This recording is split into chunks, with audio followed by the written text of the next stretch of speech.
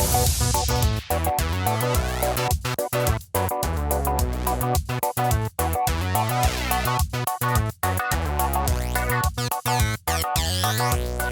there, welcome to Alyssa Jean's Reviews.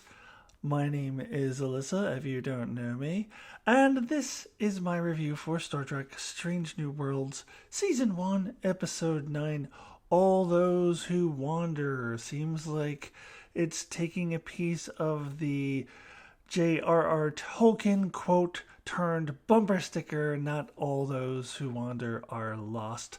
But this one is just called All Those Who Wander, and I haven't quite processed exactly what that means yet. Anyways, welcome. Let me start with the spoiler warning. If you have not seen up through the end of Season 1, Episode 9 of Strange New Worlds, then you will not want to watch this video. So this week I'm trying something new. Since I am off of work for a couple of weeks, I thought I would try the old late night review right after watching the episode, something I have not done since the Game of Thrones days, back when I was known as Acton Tomko. But thought I'd give it a whirl, and I think couple things are going to happen as a result of that. My review may end up being shorter than it usually is. I probably am not going to go into as much detail of each aspect of the story as I usually might.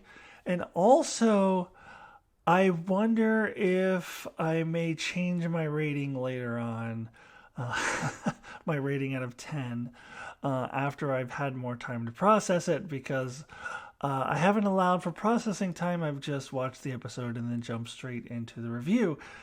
And if my rating were to change in the future, it would probably go higher, because although I'll give you my exact rating at the end of this review, my feelings on it are not super high. Like, I'm not as high on this episode as I thought I might be coming into it, which is the exact opposite of last week's, where I really expected to be really down on the episode based on the previews, and then it turned out that I was actually pretty high on it, and I gave it a 9. This week, it was always going to be all about the characters. Okay, so the main plot is, Predator meets aliens. Not Predator versus aliens, but it's the Predator combined with the aliens. And this is all the Gorn, who originally were a college mascot that Kirk fought against in one of the worst hand-to-hand combat scenes in television history. That is often the subject of ridicule, and deservedly so. But now all of a sudden, these aliens that Kirk fought against when they were college mascots are now this unstoppable force that no human could ever possibly win against in a fight, even though Kirk did. So that stuff, you know what, you just gotta put aside. You can, nitpick on the canon of how they changed the canon of the Gorn. Well, they already did that in episode 4, and I loved episode 4. I gave it a 9.5 out of 10. So I'm not too caught up on any of that. This was always going to be about the characters, and there was some really interesting character stories here, but I think my feeling of this is that this episode tried to do too much with the characters, and that's weird to say because I've praised Strange New Worlds all throughout the season for diving deep into multiple characters rather than just simply focusing on one, but I feel like they were trying to dive deep into too many characters. So we have, of course, Uhura. This was framed in the beginning as sort of a sequel to episode 2, which was Uhura's episode, which I was all in favor of. But at the same time, it is also a sequel to episode 4, which was Leon's vengeance against the Gorn, and so that is important here. And then we're also following up on Spock's character story and his relationship with Nurse Chapel and him struggling with controlling his emotions. And then the character that gets killed off is an afterthought. He's basically there to service Uhura's story. And I'll get more into detail about my disappointment of that character being killed off a little bit later. But let me go through each of the characters a little bit that this episode tried to focus on. I would say of those three that I named, two of them were successful. I didn't really find myself invested into the Leon storyline as much as I think the show wanted me to. And I don't know. I almost feel like this episode would have been better as a horror episode, which is what it was, a horror episode. Not Uhura, but a horror episode, like, the genre horror. I think it would have worked better as a horror episode if it wasn't the Gorn and it was just something entirely different. So we don't have to try to tie in this Leon revenge plot into it, because I don't know, I just wasn't invested in this plot. And we leave with her going off to do her thing and taking a leave of absence. So I wonder what that means for her future on the show. I assume we will still see her in season 2, though I don't know if we'll see her next week. I don't know. I feel like that. I don't know. I wasn't invested in it. I just wasn't sold on this. Now, the Spock stuff was very interesting. They've really focused in on Spock a lot this season, which is not surprising since he is the main legacy character on the show, and Ethan Peck is doing a fantastic job with the character this season.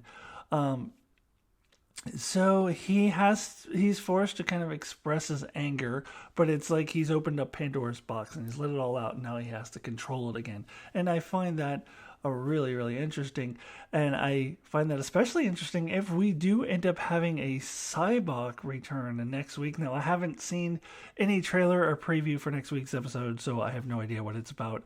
But if by chance they were to go in that direction and bring Cybok back next week, then this would be a great lead-in for that, as Spock is dealing with his own emotions. So that is really interesting.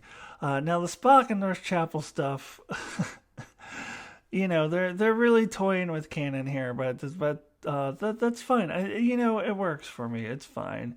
Now a horror story. I keep feeling like I'm saying a horror story. Uhura, Lieutenant Uhura, or Cadet Uhura as she is now, is interesting as a follow-up to episode 2. She's going to leave the ship now, supposedly, although we know she's not. But it is the story about why she stays, and we know that that's what it's going to be about. However, I think it was done very well, and I thought the actress's performance here was really good. And her storyline I was invested in, and particularly her relationship with Hemmer, which is also a continuation of episode 2, and how he's a mentor figure to her and has some sound advice to her.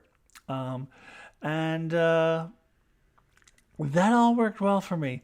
What didn't work well was Hemmer's death. So was he always meant to just be a background character who gets killed off immediately? Because he really has only had, prior to this week, has only had 2 major appearances where he had anything to do at all. One was last week, which I loved him in, and the other one was in the aforementioned episode 2, where he was again this mentor figure for Uhura, and then he was absent entirely for 3 consecutive episodes. In episodes 5, 6, and 7, wasn't in it for a split second. So it seems to me like this was never meant to be a main character, although he was kind of set up as if he was going to be one. And I was, last week, here I am talking about, I can't wait to see him in season 2 and get his own episode.